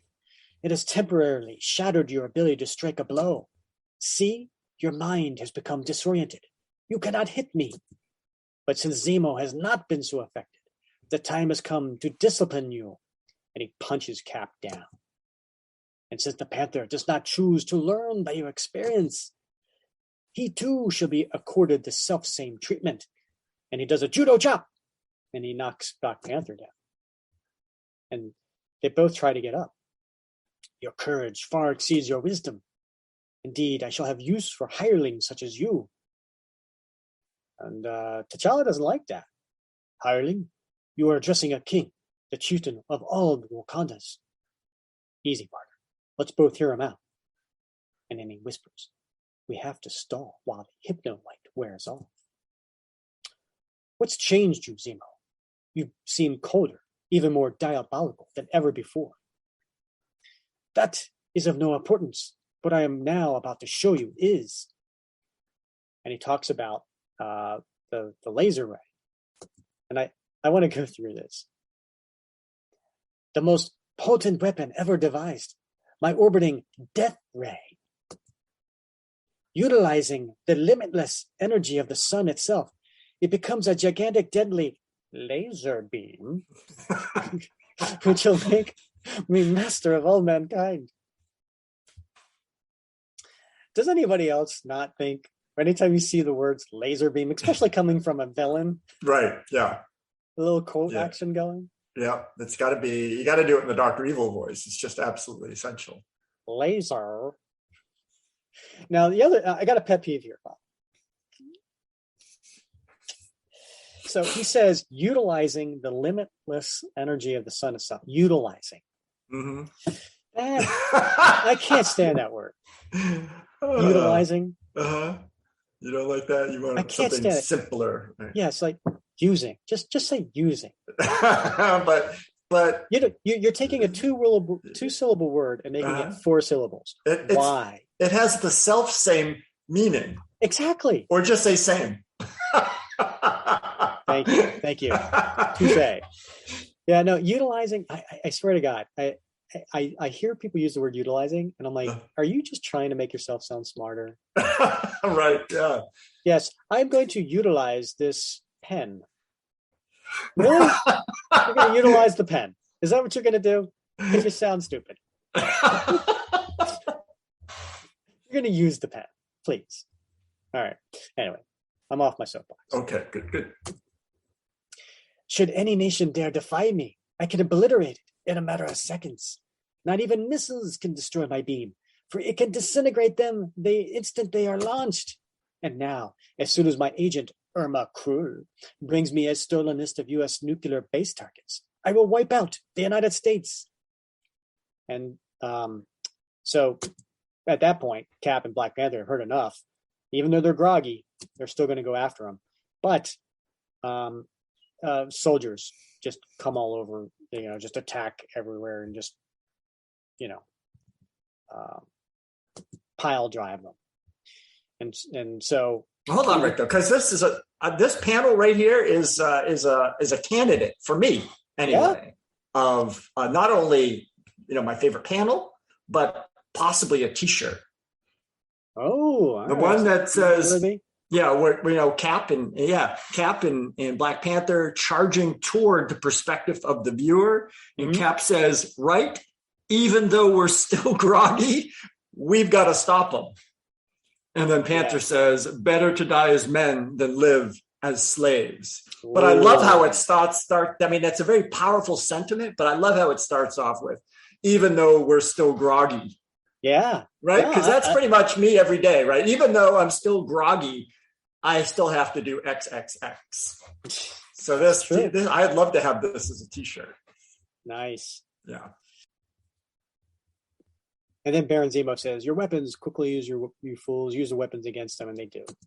And with that, they take out Cap and Black Panther. But then Irma Krull shows up. Good, show her in. "I am already in, Baron Zemo." "Ah, soon it shall be Baron no more. He will be Emperor of all mankind." "He's as mad as they said he is. And now you shall have a rare chance to prove your undying loyalty to me." The Black Panther and Captain America, "Oh, no, it can't be. It mustn't. Those on the floor are my enemies. Take this gun, Irma Krull. You know what to do. If I refuse, he'll know that I'm an imposter. But I cannot shoot the man I love. And yet the fate of the entire world is at stake. My mission must not fail. You have your orders. Execute them now. Neither my life nor that of my beloved is as vital as my mission. May heaven forgive me. I know what I must do." Next, the fatal ending. And there we go, Bob. We're going to Captain America 100. Here we are, finally. Wow. Cap in his own magazine at last. That's what it says at the top of the cover. And what a great cover it is. Now, I have my faults. There's some things I don't like about it. Yes, we've heard them all. But it is an iconic cover. It is. Can you imagine how exciting, Rick, how exciting this was? Yeah. In 1968. Yep. The beginning of 1968 when this came out. It had the cover date of April 1968. But yeah, it would be so exciting because, as a Captain America fan, he gets his own series. He doesn't have to split it with Iron Man anymore. That's pretty cool. I mean, today, we've got the interweb, right? We got news and we know previews, we know what's coming out. Back then, not as easy, not as clear. Mm-hmm. How many fans, how many readers must have walked into their drugstore, right, to get their Tales of Suspense with Cap story, and instead they're faced with this because they weren't reading the fanzines or mm-hmm. right? Mm-hmm. Yeah, it's so exciting. That must have been like, what? Yeah, and they knew it was exciting because they say Cap in his own magazine at last, big premiere issue, like a little ribbon on the cover, like they get a little bold ribbon there. Yeah, right. Yeah. And then the cover, for those who may not remember, it is a great Jack Kirby cover where he is charging, and then behind him you got Black Panther, you've got Agent 13. You got the Avengers, you got Namor. My only thing I don't like about this cover is it's like the background kind of got drawn in, like Cap's just floating in air. Black Panther's floating in air. It's a little odd that way. Now I read somewhere that there was another version of this cover where there is a big shadow of Baron Zemo, but they decided to take that shadow out. Now I don't know if that plays into this. I don't know if that plays into the footing and how everything is listed there. I don't know, but anyway, very iconic cover. And the title to this one is "This Monster Unmasked." And I'm going to kind of, just for the sake of time, Bob, I'm going to kind of cut through this a little bit. Uh-huh. But basically, the first couple pages here are a recap of Avengers 4. So we have here Captain America frozen in ice. And it says, frozen in a giant slab of ice stands a figure of a man unique in all of the world, a man for the ages, a living legend. And then the Eskimos are there worshiping this frozen idol. And then Namor shows up. He's angry. He's got a war against all surface dwellers. And he tosses into the ocean. And then, sure enough, the Avengers are coming by on the submarine. They come across it. They pull them in, and then that's the first 3 pages of this. Mm-hmm. So it's a nice recap, and I think that's a great idea. I mean, that was kind of brilliant on Stan and Jack's part to, hey, if this is the first issue of Captain America, issue 100, let's have a little quick origin, recap. Little recap, yeah. And it ties very nicely into the fact that if you remember when Cap came out of the ice and woke up, he was yelling for Bucky, right? And Bucky's gone and he's, upset. Well, who was the person behind that? Baron Zemo. So it's a good tie-in. And so we get to this part where Cap's yelling, Bucky's gone, the plane is destroyed. It was Zemo who killed him. But why am I remembering now? How was I frozen in the ice and finally found and brought back to life by the Avengers? It happened so many years ago. Wait, it's coming back to me. The Panther and we were captured by Zemo, then hit with his ray. I must have been unconscious. And so it's a good transition. It was a nice way to do that. And sure enough, Black Panther's there. He's like, Cap, snap out of it. We got to move. Zemo just ordered this girl to shoot you. And one of the soldiers knocks Black Panther back, and Cap feels the ray wearing off, and he hears the voice of Zemo ordering his death. And then this is where we picked up, right? And Sharon Carter, as Irma Cruel, has been ordered to fire at him. But Cap notices she's hesitating and, is curious about that.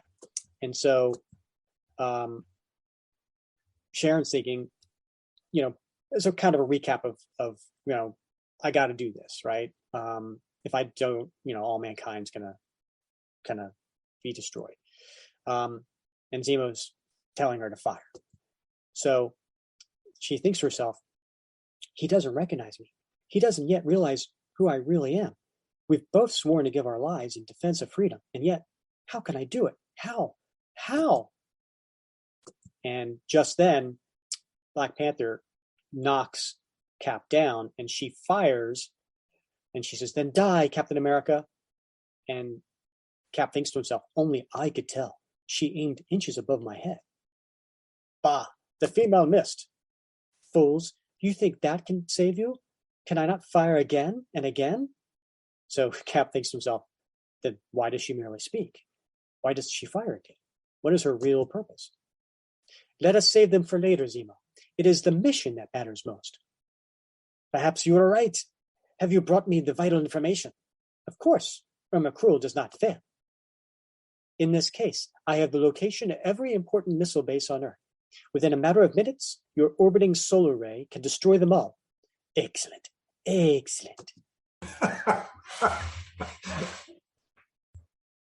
Oh, Mr. Burns. Oh, Smithers. Let us begin at once. Then we should return and devise a fitting fate for our helpless captives. I must leave you, my darling. Everything depends upon the next few minutes.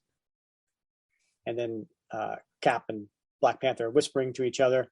Are you ready? Yes. So then, I love this. Sharon asks questions about this panel, which is look at the detail on this panel. I mean, that's pretty cool Kirby stuff. And she's like, so that is the main console which completely controls the solar ray? Zemo's like, yeah. Without this, my array would be no more than a worthless piece of orbiting space debris. Just in case anyone wanted to know. This panel also controls the unbreakable force field, which guards my ray from any attack that S.H.I.E.L.D. might make upon it. This falls into the sharing too much information category. Right. Yeah. Sharon's like, how very interesting. Now, give me the location of the first missile site. My ray will blast it into oblivion right before your eyes. And so, but before the two costume captives can make another move, she hits the hidden button on the side of her attaché case, and out pops this 9-inch laser gun that just pops out of it. Look, within her case, a miniaturized flamethrower. And now, Zemo, it is my turn. Stop her. If those flames hit my control panel, all is lost. Wait, good job for exposition. You're too late. And it makes a big explosion. There's a fire, and it makes a loud noise, Bob. No. She's a spy, an agent of S.H.I.E.L.D. Shoot her, shoot her. I'd face 1,000 deaths to save the world from a madman like you, but you'll not face them alone.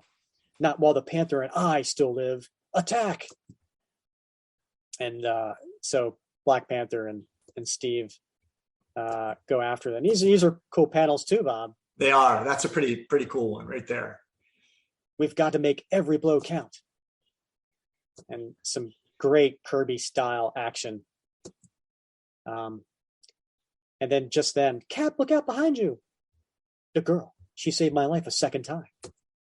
Don't ever threaten an agent of S.H.I.E.L.D. Her glasses fell off. Her hair tumbling down. Wait, it's Agent 13? What? Oh, Cap, I was so afraid that we'd never find each other. Attention all units, red alerts, red alerts. His communicator. He must not use it again. And he never will, Panther. Loud noise. I was looking for something. Hold on. Again, you are too late. Help is already on the way. The three of you are doomed. So the three of them run off, and they go into this corridor. And they're going through, and Black Panther's like, stand back. This is the task for the Panther. I can sense an ambush no matter how well concealed it may be. Then, after tense minutes of careful advancing, tense minutes? Tense. Minutes! They spend minutes in the corridor? It tensely. Just ahead of us, the dull throbbing of heavy footfalls. Zemo's reinforcements. There are many of them. Far too many.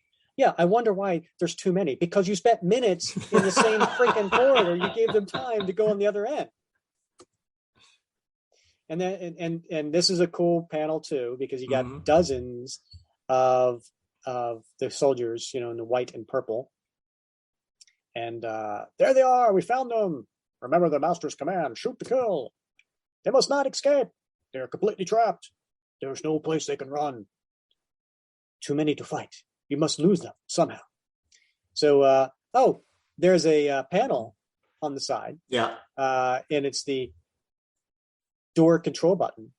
And Bob, he hits which button does he hit? He hits close, of course. Yes, because there's an open button and there's a close button, and they're very well labeled. Yeah, very helpful. Let the girls stand behind us. They're almost here. But we'll show them how dearly free men sell their lives. No, we still have a chance. If I can smash the entrance in this air vent. Hurry, I have a gun. I'll hold them off. No, take her with you, Panther. If anyone holds them off, it'll be me, the man.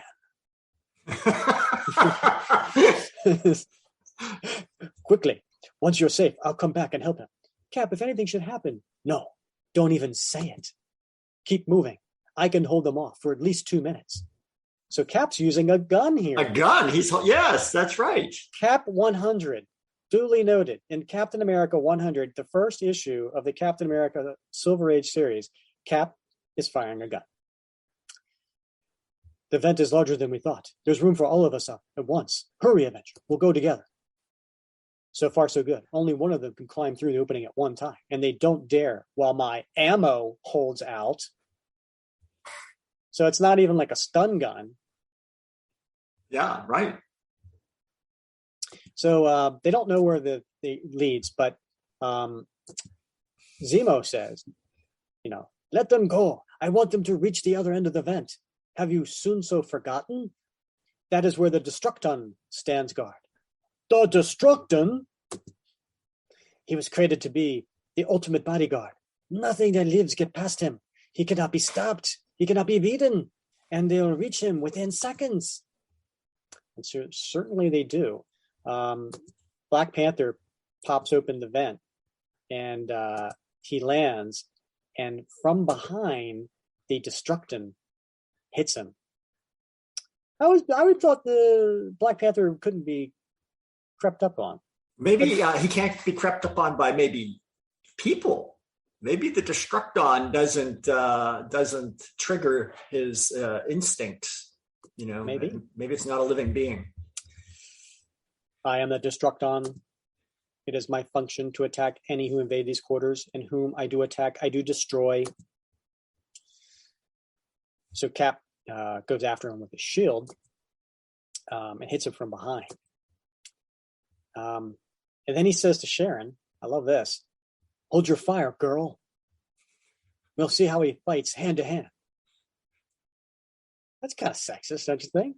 Yeah, this is going in my time capsule. Stan Lee's references to women. Hold your fire, girl. You should have fled while you had the chance.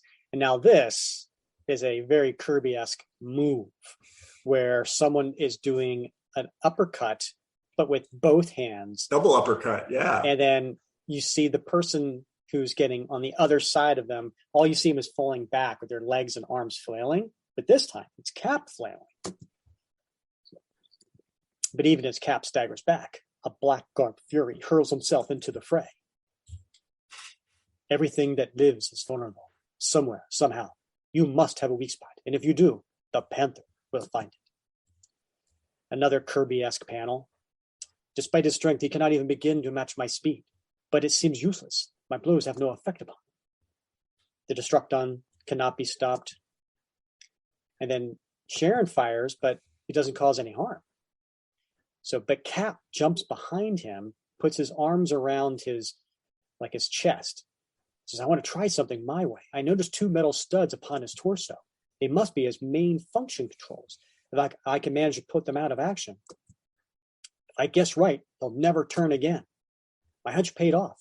I was lucky enough to smash his mobility control. They'll never move again. But just then, Zemo and all the soldiers come in and are dumbfounded that the Destructon was felled. And Zemo says, you frustrated me for the last time. Fight or will. It won't work, Zemo. You've made your final mistake. Hold your fire. You're fighting on behalf of an imposter. This isn't the real Baron Zemo, and I can prove it. I noticed that his face mask was loose. Zemo's was tight as a drum. And he pulls off the mask. Now, why was Zemo's face tight as a drum? It got bonded to his face in an accident that Cap caused. Yes, with adhesive X. Mm-hmm.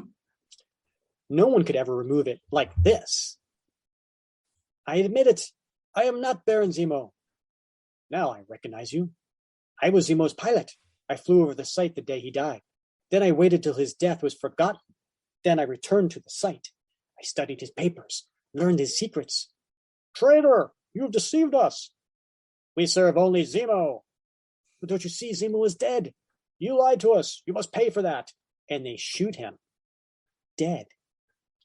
And Cap just stands there and lets it happen. What's up with that? Poor Gruber. The entire world was almost within my grasp, but now it's ended forever. And Black Panther says, lay down your arms. No longer is there a reason for you to fight. You are without leader, without cause. He's right. No one's left to pay us. What do you do? I am T'Challa. He takes off his mask. Son of T'Chaka, king of all of Wakanda. He stands before, and even now, my warriors surround this bunker, awaiting my command. There is no place in all the jungle where you can hide, no place where you can flee. I pledge you fair trial. I pledge the justice of the Wakanda. The decision is yours. We have no choice. We accept your terms. The threat is ended. The battle won. And then Cap and Sharon have a quiet, tender moment. Only one thing remains. The deadly solar ray is still in orbit above us. But now at last it can be destroyed. And then, what of us? Can we even dare to hope that there still may be life for us together? We each have our duty. Why is duty such a jealous master? Can it never share the heart with love? Wow. Wow. Cap's Right. a romantic. He really is. Yeah. I know he's an artist. I didn't know he was a poet. Yeah. So we cut to the next panel, and it's Nick Fury and Dum Dum Dugan, and they realize that the force field's down. They fire the missiles, and they destroy the satellite death ray. And then we cut to a little later, and they're back on the little flying aircraft, and Cap and Sharon are sitting back, and T'Challa's piloting it, and they're flying over the sea. It's indeed an honor to have a king for a pilot. Does this mean you accept my offer, T'Challa? I wish to consider it, my friend. Since I'm no longer on active duty with the Avengers, they have a vacancy in their roster, one which I hope will be filled by the Panther. But what does the future hold for you? So long as freedom may be threatened, Captain America must follow his destiny, wherever it may lead. And next ish, it will lead us to the supremely sinister Red Skull. And there we have it. There we have it. Now, T'Challa does go off to be in the Avengers, issues 51 and 52. So those are the next two appearances of T'Challa. So, Bob, before we get into our panel picks, our T-shirt worthy, and our time capsule, what are your thoughts on this Tales of Suspense story leading to Cap's ongoing series? Wow. I mean, it's a fun story, Rick, right? I mean, who doesn't like a space-based laser? Laser, right? I mean, and they're even popular now. I mean, we got politicians who love space-based lasers, and so it's a big deal. So believable, number one. I love the fact that they got the imposter Zemo, Hans Gruber, his old pilot, picking up the mantle temporarily. I thought that was awesome, and it's great to see Panther and Cap working together. I mean, that's always a good story when those two get together. They do seem to they gel together, they work together, their personalities work together. And the one drawback for me, Rick, is the whole Sharon Carter thing. And you remember we talked about this when we did the retcon show, right? Mm-hmm. And how Sharon was killed off, and how I think that was a great move to kill off Sharon, or at least temporarily kill her off, and allow the Cap mythos, allow Steve Rogers to reset, because this got old. This whole pining for Sharon pining for Steve, in addition to the whole pining over Bucky and the whole man out of time thing, I think got to be a real drag after a while. And going back and reading some of ththese early stories with sort of that lovey-dovey stuff, I don't know what Stan Lee was thinking about. I don't know if he was trying to appeal to a certain demographic, if he was trying to tap into the love story comic genre at the same time as the superhero genre. But it's a lot of awkward stuff, retrospectively. So that was a little bit on the downside for me. But it is, it's a time capsule in itself. That's true. Yeah. I mean, it's always fun going back to this time period, or any, 70s, 80s, because we have a lot of fun. I mean, come on, this story's over 50 years old. Yeah. Right. I mean, it's to your point, it's 54 years old. Right. Yeah. And so it's funny just to see the evolution of the characters, evolution of writing, evolution of art, evolution of the medium. I think these all, can be appreciated for what they were in their time. Mm-hmm. And therefore be respected and revered. I mean, I think these are classic stories. Yeah.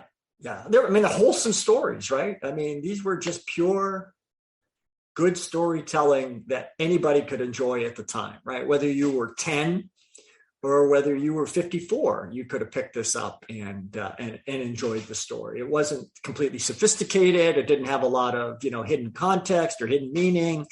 It was just pure entertainment. Mm-hmm. Yep, 100%. A couple things too. We just did our stories about retcons, right? So Captain America and Black Panther's first meeting has been retconned a couple of times. I will say in 2001, in the Black Panther series by Christopher Priest, in issue 30, and it was drawn by Norm Breyfogle. This was the story where Cap met T'Chaka, T'Challa's father, during World War II. And so there was a story, where Cap goes over to Wakanda. So this isn't the first time he's been to Wakanda. And I'll touch on that in a minute.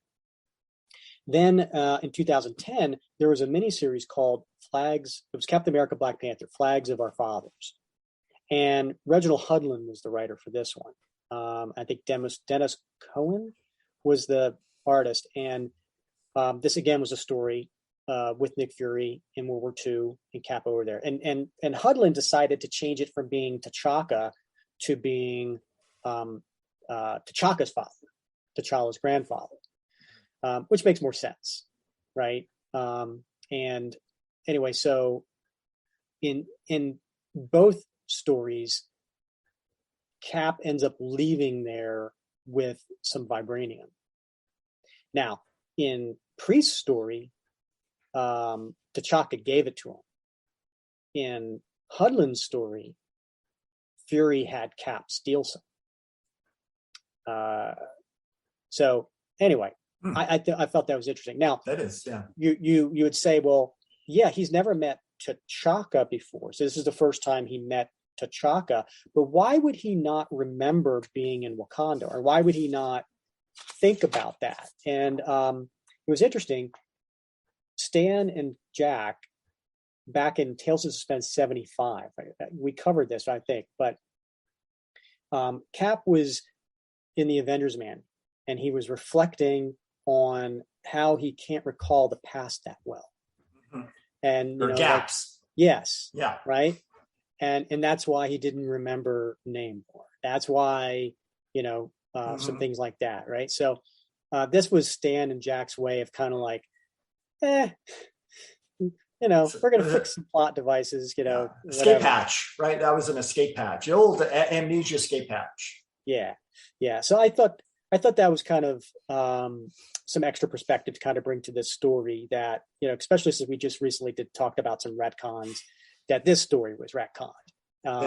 And so Cap, this was his first meeting with T'Challa, but he had met previous Black Panthers in Wakanda during World War II. You know what I do want to see, though? I'm going to bring this up with every creator that that we talk to from here on out. That I want to see one character brought back from this story arc in a future story, and that's Irma Krull. Real. We've never seen Irma. She's never appeared again in any Marvel comic after her appearance in the closet. And I think that would be awesome to bring back Irma Krull. I mean, she's the world's deadliest spy, for crying out loud, according to Sharon, right? And yet we never saw her again. And she looks apparently like Sharon. Yeah, apparently. That would be cool to see her brought back.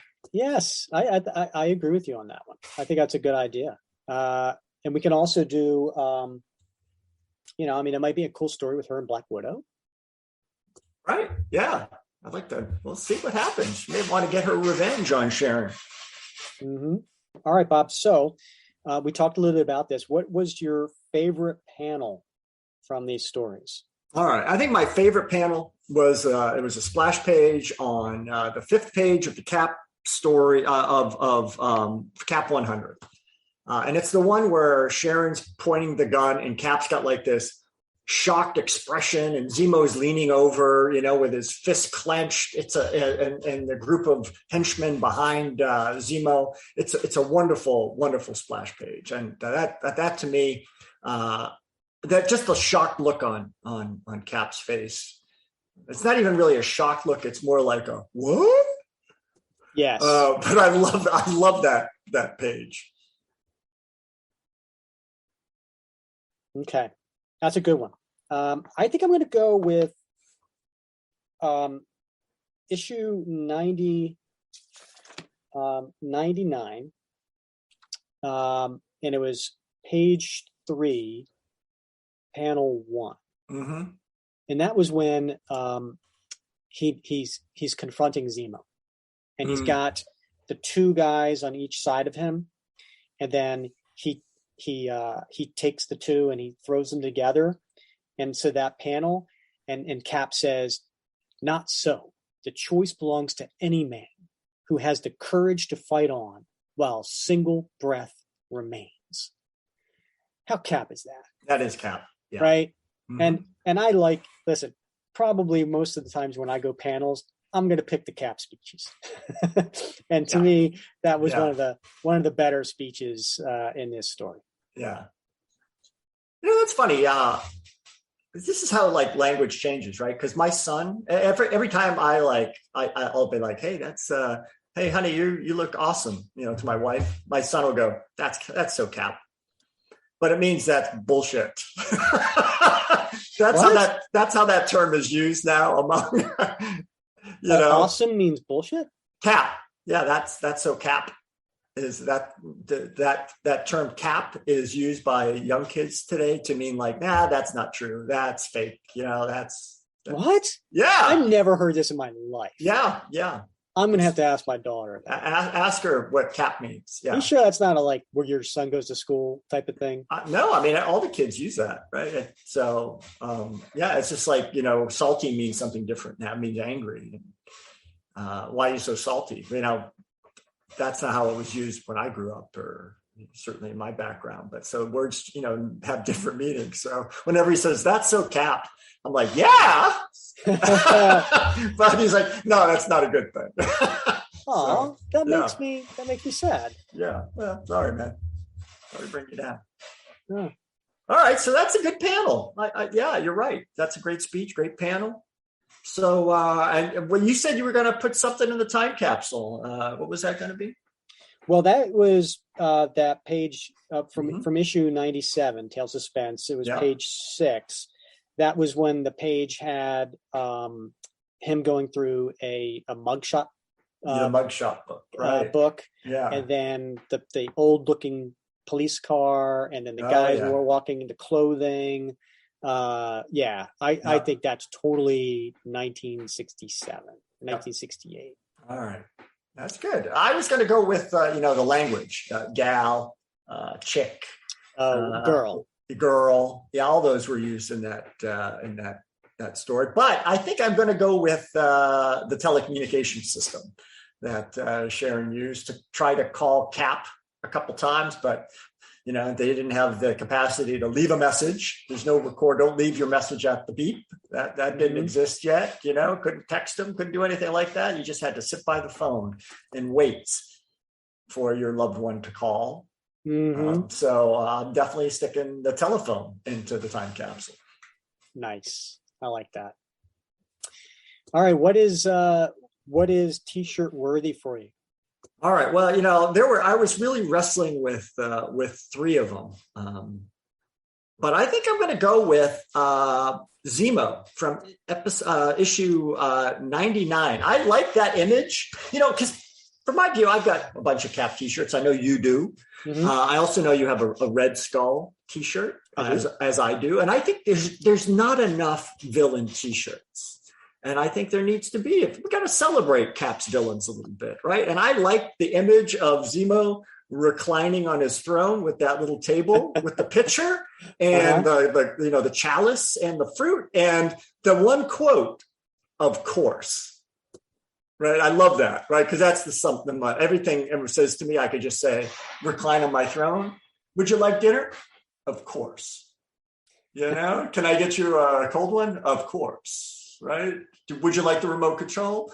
Of course, right? So I want that image on a shirt of Zemo reclining on his throne with that text bubble, of course. I like that. Okay. Yeah. Very nice. There's so many good ones they're t-shirt worthy in this. I'm not 100% sure. I know I said before that I liked the opening splash page to 98. And I may just go with that because to me, there's just so many cool things going on there. Like I said, the claws of the Panther, the font on that, the Kirby-esque explosions, Cap in a Wakanda jet, seeing Stan the Man, Jack King Kirby, just all that together in one. It's pretty cool. I would cool. Put that on a t-shirt. Yeah, that's a good one. Put it on a t-shirt. Get this man a t-shirt. Exactly. All right, Bob. So next episode, we got some cool stuff coming up, Bob. This is going to be really, really cool. Episode 91 is going to be our monthly interview. So this will come out the first Wednesday in July. And we have not one guest, Bob, but two. And we have the writers of the new Captain America Sentinel of Liberty series that just launched. Jackson Lansing and Colin Kelly are going to join the show. Yeah. That's going to be awesome. I don't know if you've read it yet, Rick, but I have and it is phenomenal. Yeah. So, we purposely wanted to talk with them after Sentinel of Liberty #1 came out so we could talk about that issue. And also, they wrote the Winter Soldier one-shot that was for the Devil's Reign story that came out. And that was really good. So I want to talk to him about that too. Yeah. Because Winter Soldier is going to have a major part in the Sentinel Liberty series. And so that gives us a little bit of, looking into that character. Yeah. So that'll be fun. So we'll have Jackson and Colin on the show. So come back next episode for that. All right. I will, Rick. I'm going to do that. I'm coming back. And listeners, let us know what you think of this format. Obviously, it didn't save any time. But let us know if this hybrid format, if you like this, or you know what, maybe we do even less. Maybe we don't even take us through the story, but we just talk about the story. We want to hear what you guys think. So let us know in the comments section in the Facebook group what you think of this, and we really appreciate it. And then don't forget, please subscribe and please rate on whatever podcast you're listening. We really do appreciate that as well. Mm-hmm. All right, Bob. All right. It's been fun wrapping Cap with you. It has. Let's do this again real soon. All right. He's Bob Lucius. I'm Rick Verbonis, and you've been listening to another episode of the Captain America Comic Book Fans Podcast.